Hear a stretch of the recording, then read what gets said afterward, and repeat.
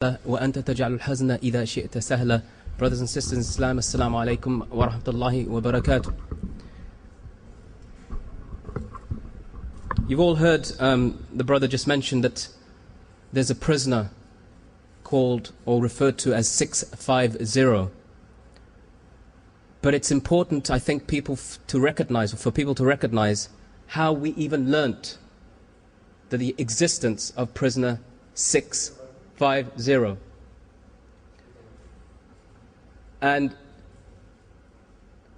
if I just explain to you that the Bagram detention facility is a place that still exists, and even after Guantanamo will be closed, which I believe is impending, Bagram will still exist and remain as a detention center.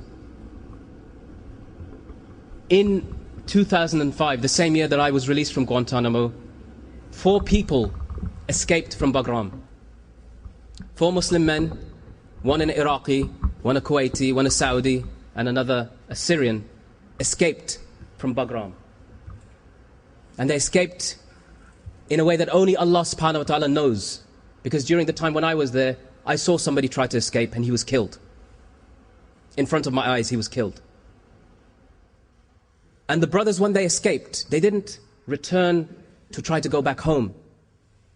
Some of them had never been fighting against the Americans. They had no cause to.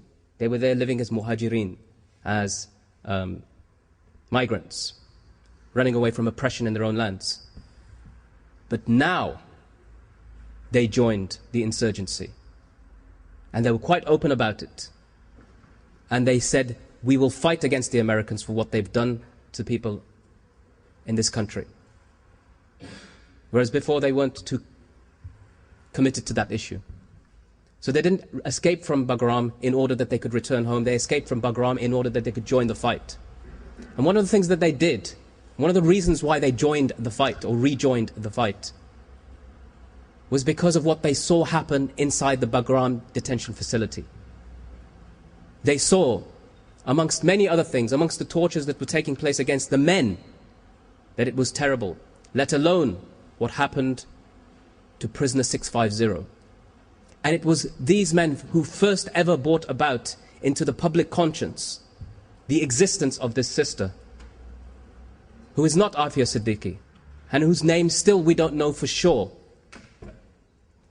but that the fact that she existed was brought to public attention.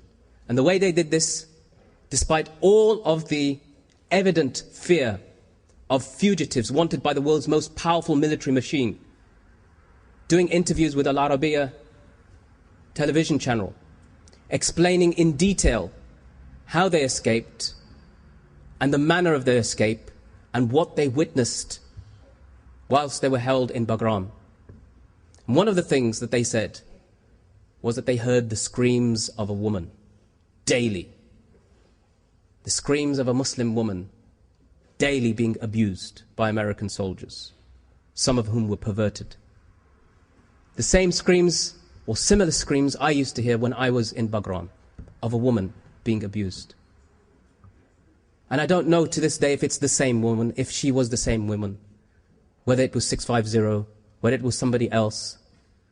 But I do know there was a woman present when I was there being tortured and interrogated. And the US military's foreign policy on this issue has always been denial.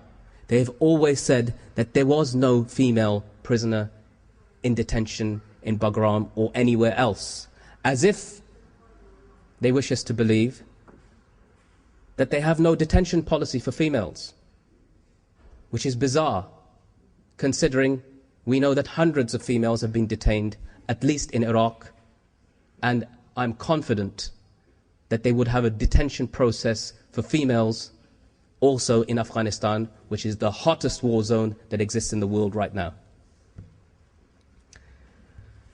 And one of the things the brothers mentioned about this sister, they may give a description of her. It wasn't simply that they said there was a woman there, it's propaganda, they're making it up. They actually made a description of what they saw and how they heard these things take place. One of the things they said was that this sister was a Pakistani woman, and that she was a mother who'd been torn away from her children, and that she was in her late to mid-30s, mid to late 30s, and that she had lost her mental faculties, her ability to reason properly from all the screaming and from all the madness she was subjected to. And they said also that her number was 650. This is the first time I ever learnt that such a woman existed. Not from the International Committee of the Red Cross, not from Amnesty International, or even from cage prisoners, or from any human rights organization, not from the British or the Americans did I hear of the existence of this woman.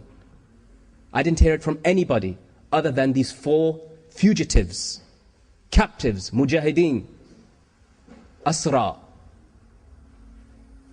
who came at great risk to their own selves, 2 of whom have been, as a result of that, re-identified. 1 was recaptured and 1 was killed, and 2 are still fighting. And these men out of the whole world came forward to speak about the case of this woman. And where was the rest of the Ummah? So why does it have to be that the same men who take on the responsibility of hijrah, of jihad, of struggle, of imprisonment, of escape, of torture, of cruel, inhuman and degrading treatment, are the same ones who carry on their shoulders the huge burdens of this ummah while everybody else is asleep?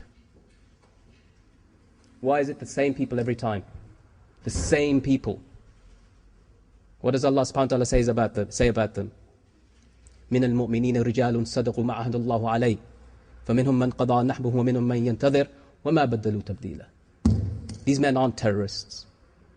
These men are people who defended the rights of ordinary Muslim women. They didn't go around invading people's countries. They didn't carry out suicide bombing attacks against individual civilians. They were oppressed and they were persecuted. And despite that persecution, they came along, and Allah said of them, from amongst the believers are men who are truthful to their covenant with Allah. And amongst them are men who have gone no longer with us. And amongst them are men who are still there, and they never changed one iota.